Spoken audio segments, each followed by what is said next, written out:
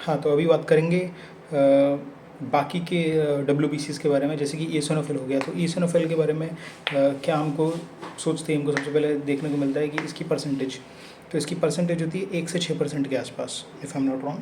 तो 1 से 6% के आसपास होती है इसकी परसेंटेज नॉर्मल ब्लड में।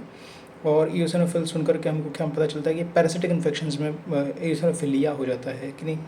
तो पैरासाइट्स या पैरासिटिक इन्फेक्शन मतलब कि प्रोटोजोन्स और हेलमिंथ इन्फेक्शन में, तो प्रोटोजोन्स और हेलमिंथ इन्फेक्शन को ये नुकसान कैसे पहुंचाते हैं उनको, उनकी मतलब सेल डेथ के लिए कैसे रिस्पॉन्सिबल होते हैं, by some chemicals in their eosinophilic granules.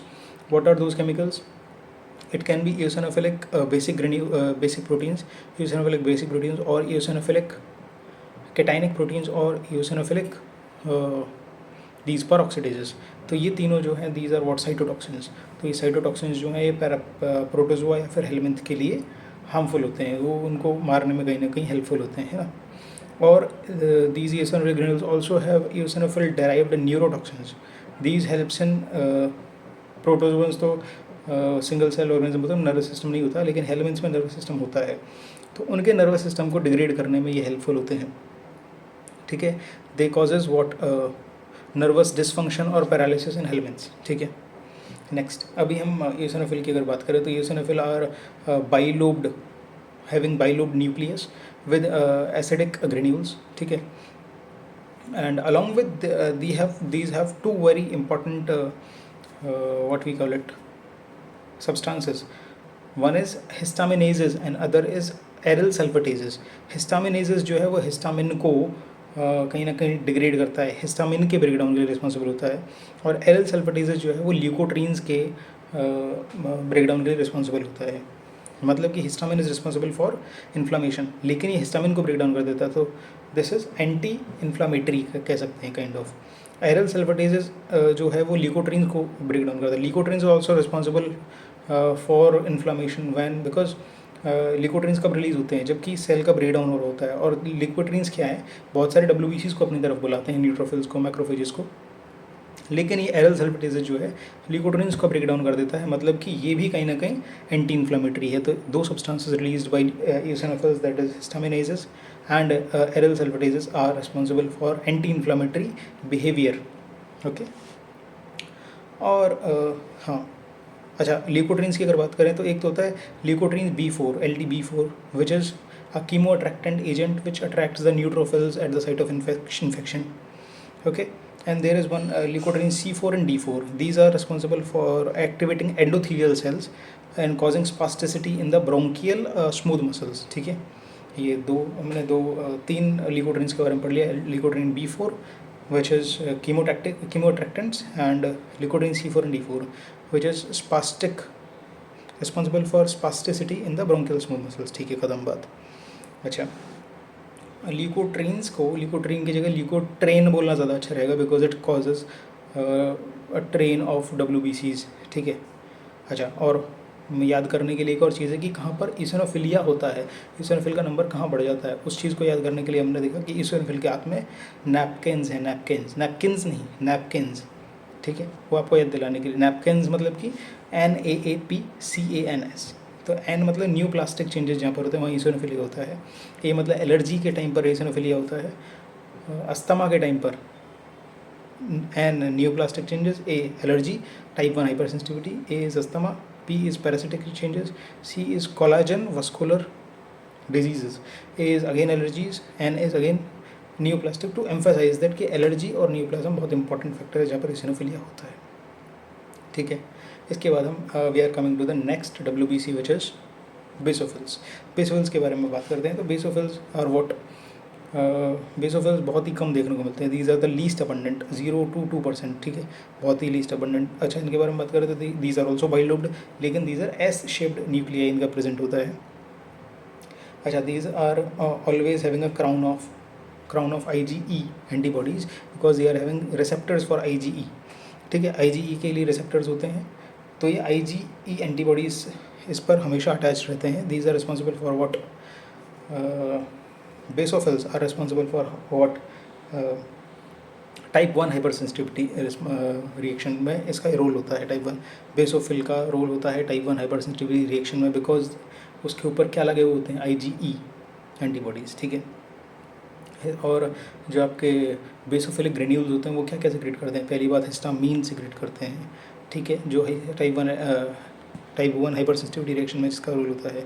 दूसरा क्या सिक्रेट करते हैं, हेपेरिन या हेपेरेंस सिक्रेट करते हैं जैसे एंटीकोगुलेशन, ठीक है, एंड ल्यूकोट्रीन्स सिक्रेट करते हैं। तो ल्यूकोट्रीन्स और histamines having role in hypersensitivity reaction, तो ये इन्फ्लेमेशन बढ़ाते हैं। एंड इसका अपोजिट काम कौन करता है, ईसोनोफिल से सिक्रेट हुए हिस्टामिनेजेस एंड एल्सल्फेडेजेस, ठीक है, वो इनको ब्रेक डाउन करते हैं।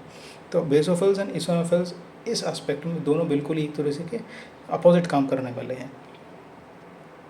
और एक बात कि this molecule of basophil is having a tail also, है ना, टेल ऑफ स्टिपल्ड साइटोप्लाज्म, ठीक है। तो ये हमको बताता है कि स्टिपलिंग ऑफ बेसोफिल कहाँ कहाँ देखने को मिलती है।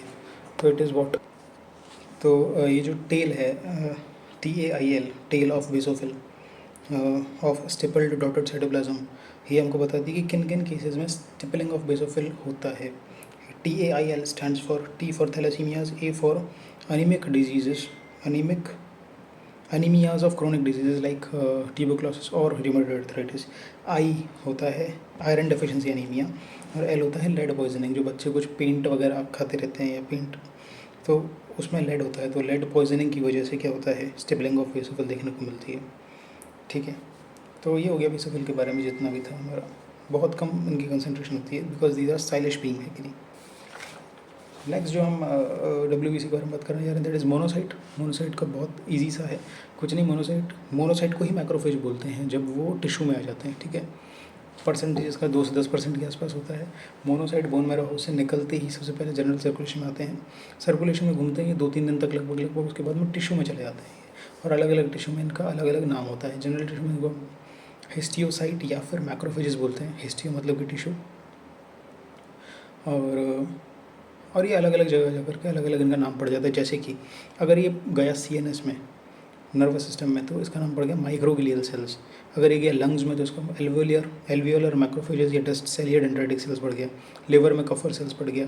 स्प्लीन्स और लिम्फ नोड में हिस्टियोसाइट्स पड़ गया इसका नाम। या फिर स्प्लीनिक या लिम्फेटिक मैक्रोफेजेस भी बोलते हैं इनको। स्किन के नीचे गया तो इनको लैंगरहैंस सेल्स बोलते हैं। किडनी में गया तो मीजेंजियल सेल्स बोलते हैं, और बोन्स में अगर आया तो इसको ऑस्टियोक्लास्ट सेल्स बोलते हैं, बोन ईटिंग सेल्स, ठीक है। These are nothing but monocytes और मैक्रोफेजेस। देखो, हाँ, मोनोसाइट्स को मैक्रोफेजेस बोलते हैं, तो कुछ माइक्रोफेजेस भी होते होंगे। माइक्रोफेजेस न्यूट्रोफिल्स होते हैं, कुछ नहीं होते, ठीक है। अच्छा, इनको these are cells of inflammation also.